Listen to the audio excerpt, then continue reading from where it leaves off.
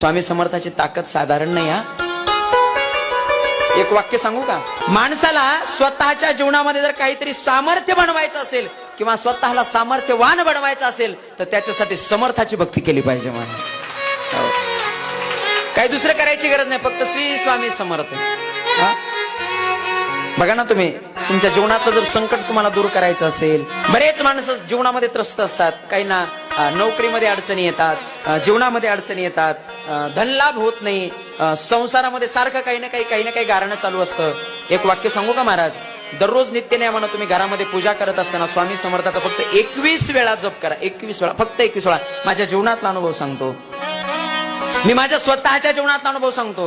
दररोज सकाळी नित्यनेमानं तुम्ही पूजा करत असताना देवाच्या जवळ बसायचं, देवालयाजवळ बसायचं आणि श्री स्वामी समर्थ, श्री स्वामी समर्थ फक्त 21 वेळा जप करा. बघा, नक्कीच तुमच्या जीवनातली संकट